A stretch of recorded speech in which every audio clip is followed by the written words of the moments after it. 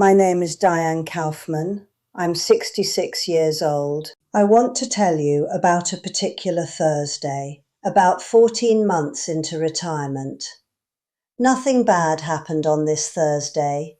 Nothing good happened either. I woke up at a reasonable hour. I had coffee. I read for a while. I answered a few emails, not work emails, personal ones, the kind that don't need answering with any urgency. I took a walk. I had lunch. I read a little more. I spent some time tidying things that didn't need tidying. Richard and I had dinner, which was good. I went to bed. That was the whole day. And I want to be precise about how that felt. It didn't feel terrible. It didn't feel like a crisis. Nothing was wrong. I was financially fine, more than fine.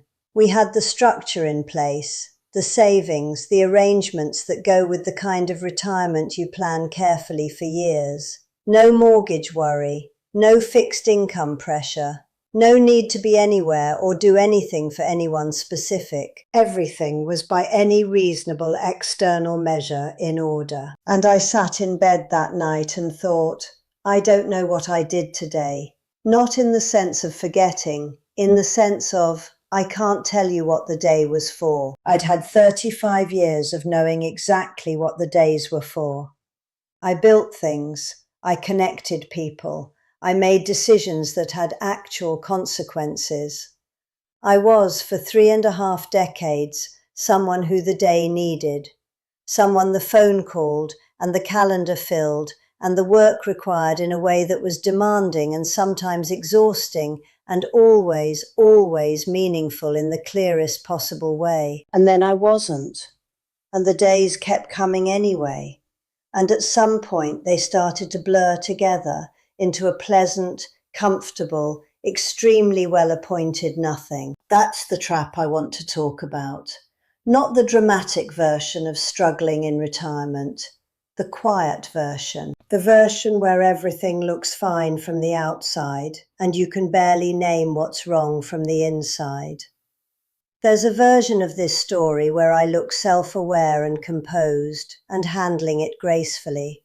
That's not the one I'm telling. Here's what I want to be honest about. The fear I'm describing isn't loneliness exactly. It isn't depression. It isn't the kind of struggle that announces itself clearly enough that you can point at it and say, that's the problem. It's something more insidious than that. It's the kind of thing that you can live inside for a year without naming, because naming it requires admitting that the comfortable life you planned and built and earned is not on its own sufficient. You wake up and the day is open, completely open.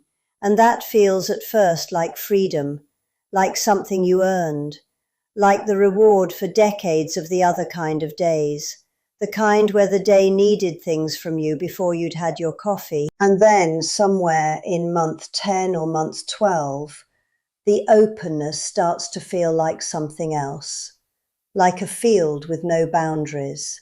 You can go anywhere in it.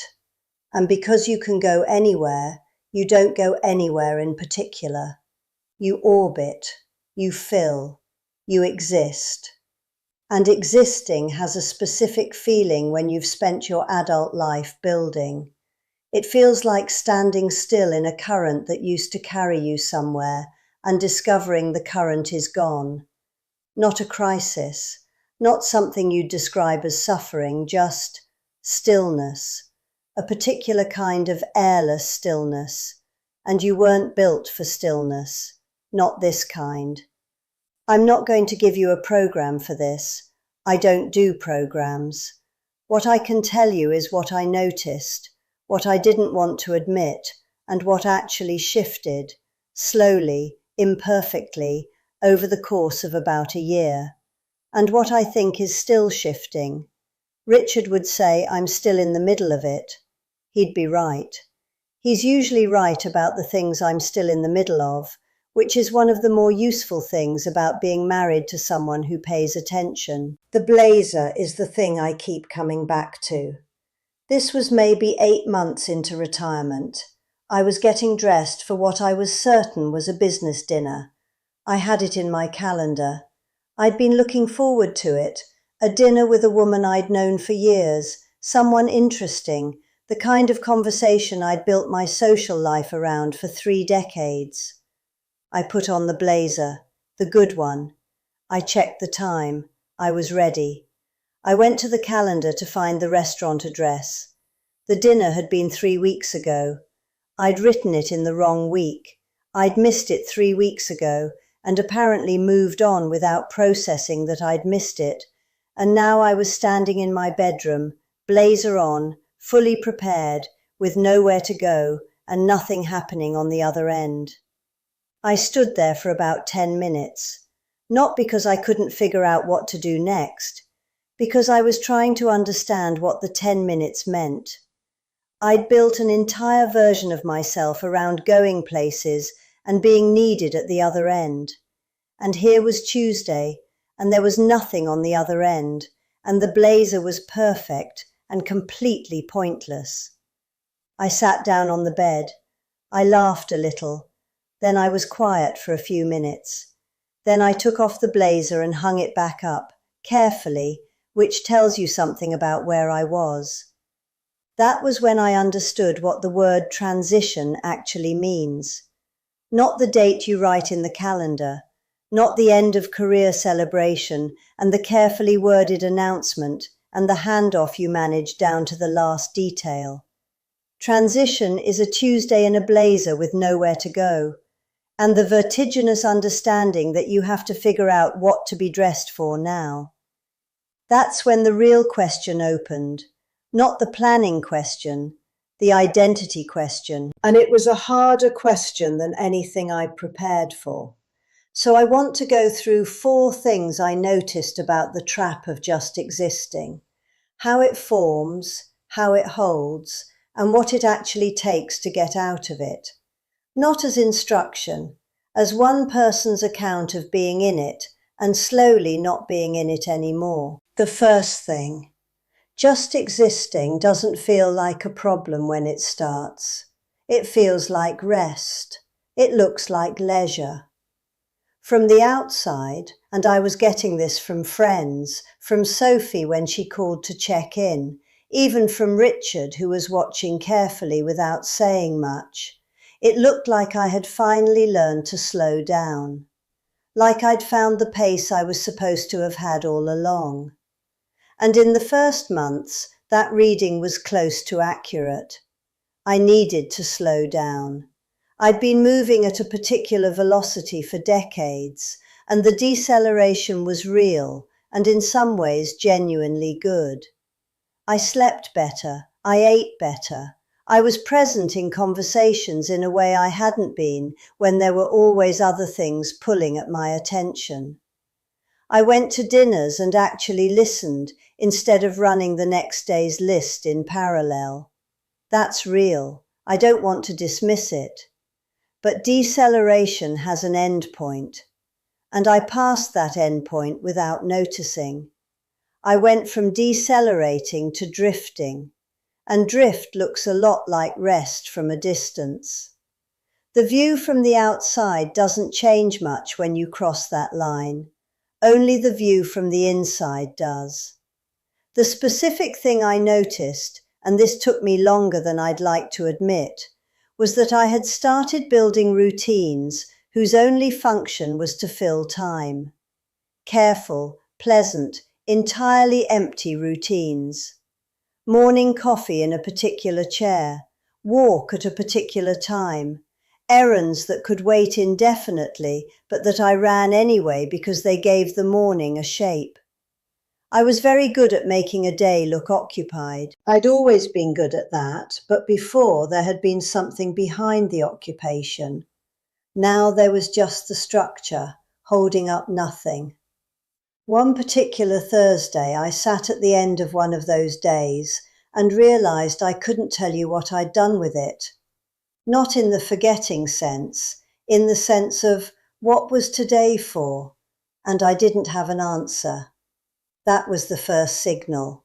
Not that I was unhappy, that I'd stopped asking.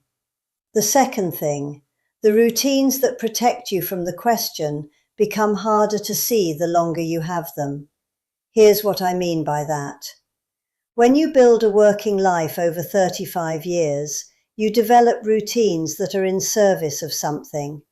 The morning brief before the calls, the walk to clear your head before a difficult conversation, the particular way you organized your desk at the end of the day, everything ready for tomorrow.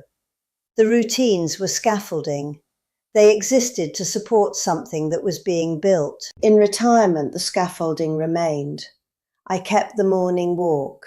I kept the desk organization habit, which was somewhat absurd given that I no longer had a desk in any meaningful operational sense. I kept the pattern of checking in and following up, except now I was checking in and following up on personal things that did not require checking in or following up with any frequency whatsoever. I kept the rhythm of a scheduled person in the life of someone with nothing scheduled. I'm not going to pretend this is unusual. I think a lot of people who were professionally organized, who built their lives around structure and forward motion and the satisfaction of things being in order, bring that organizational instinct into retirement and then spend it on things that don't need it. Meetings with themselves, meticulous planning of weeks that require no planning. The scaffold is there, and it feels productive, and it is, when you look at it honestly, producing nothing at all. It's structure without content, form without function. Richard noticed this before I did. He came into the kitchen one morning while I was making what I believe was a list of tasks for the week. Not urgent tasks, not time-sensitive tasks, just tasks. Things to do so that the week had things to do in it. He looked at the list for a moment, in that way he has of looking at things before he says anything about them. And then he said, "You're not bored, you're lost. Those aren't the same thing." I didn't respond immediately. Specifically, I didn't speak to him for about 2 hours after that, which I include here because I think it's relevant context for how precisely correct he was. When I came back into the room, I said, "You're right." He didn't say anything. He didn't have to. He rarely does, which is one of the more useful qualities he has, and one of the more occasionally infuriating ones. The third thing is the one I have the most trouble explaining, and I'm going to try anyway.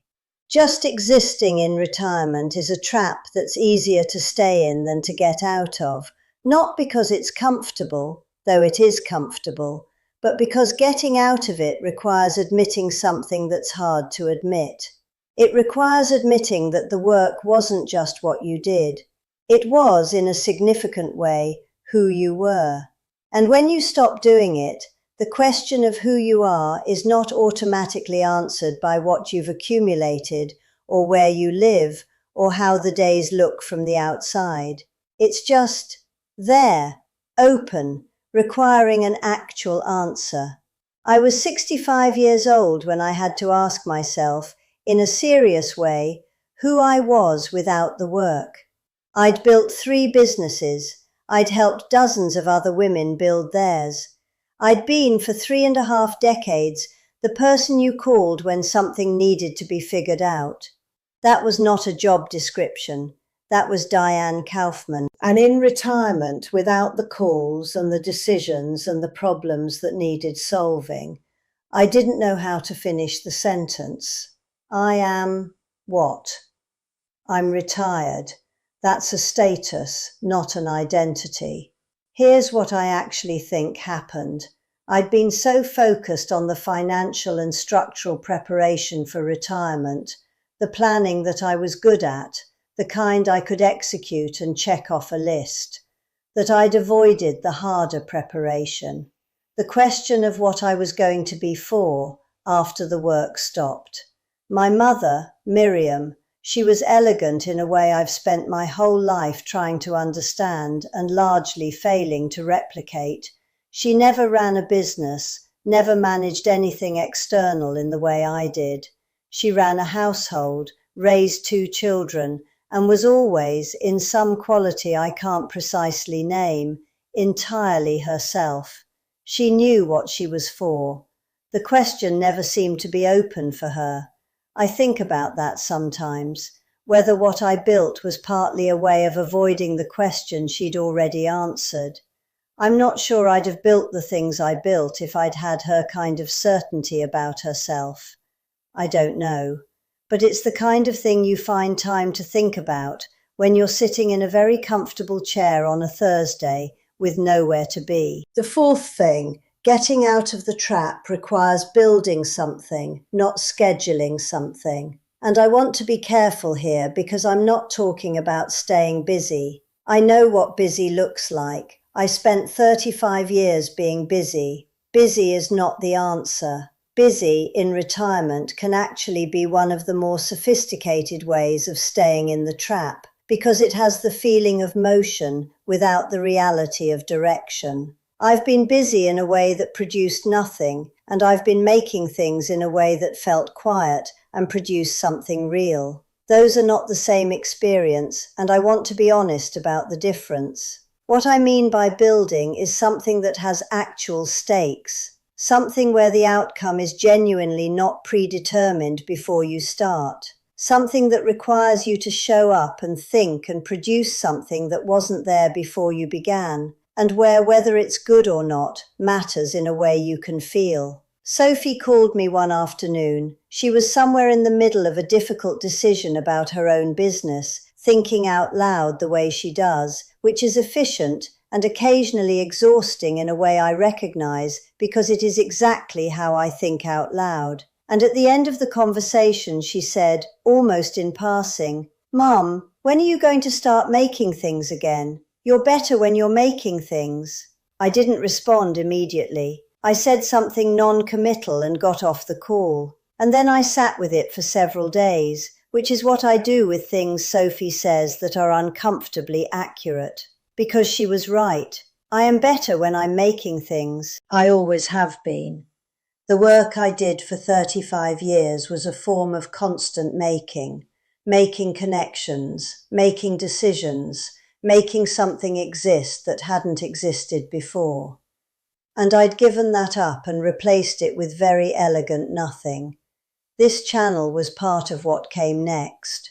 Not the whole answer, I want to be clear about that, but part of it. Richard had been suggesting it for longer than I'd been willing to hear it. I eventually heard it. There's something in the making of it, in finding the right words for something real, in deciding what's worth saying and what isn't, in showing up to say it, that uses the part of myself that had been orbiting for a year and a half. I don't fully understand why making something changes the texture of a day the way it does. I think it has something to do with stakes, with the difference between time that passes and time that produces, even something small, even something that matters only a little. The littleness of the stakes doesn't seem to be the point. The presence of them is. I'm not going to tell you I've fully solved this. I'm going to tell you I'm less in it than I was. And that the less in it feeling required actual work to get to, not the managing and organizing kind of work I'd always been good at, but the harder, less visible kind of work of figuring out what I was actually for now. After the business, after the building, after the version of myself I'd spent 35 years being. There are still days that end with me unsure what they were for. That's the honest version. The drift still comes, usually when I've let the making things part of my week go quiet for too long. When I've been filling instead of using. I recognize it faster now than I used to, which I suppose is progress, slow progress, the unglamorous kind. My grandmother, she came here with a suitcase and one specific opinion about how a woman should carry herself, which she applied without apology to every circumstance she encountered.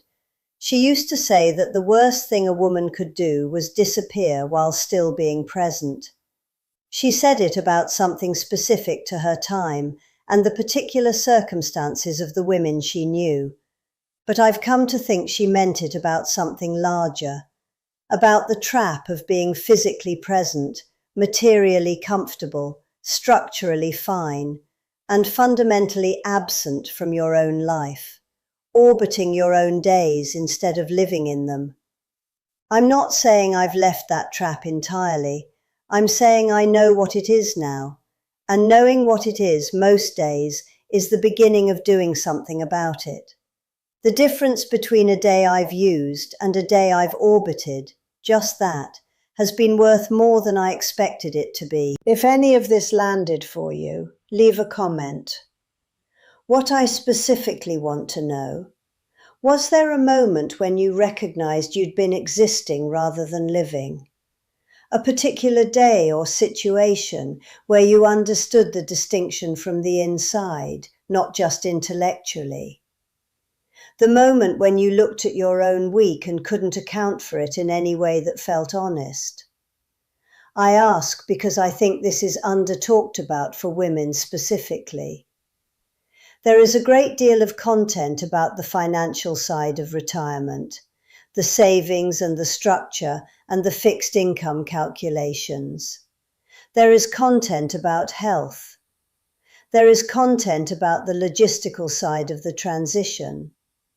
There is substantially less about the identity side, about what happens when the thing you spent 30 or 40 years being very good at is no longer the thing that defines your days, about what it means to be capable and experienced and genuinely present and still not know on a Thursday afternoon what you are actually for. I think a lot of women are sitting in that Thursday, in very different settings, at very different income levels, with very different versions of the comfortable nothing. And I want to put a name to it, not to diagnose it, just to say, this is real, this is common, and naming it is the beginning of doing something about it. I'll do a follow-up on what doing something about it actually looks like in practice, the distinction between work that fills time and work that genuinely uses it. Those are not the same thing, and I want to be specific about the difference because I think the confusion between them is part of how people stay in the trap. Subscribe if you want to catch that when it comes. And if you've been here for a while, I appreciate it more than I say. That's what I had. And if you're somewhere in the middle of your own version of Thursday, I hope it helps a little to know the Thursday has a name.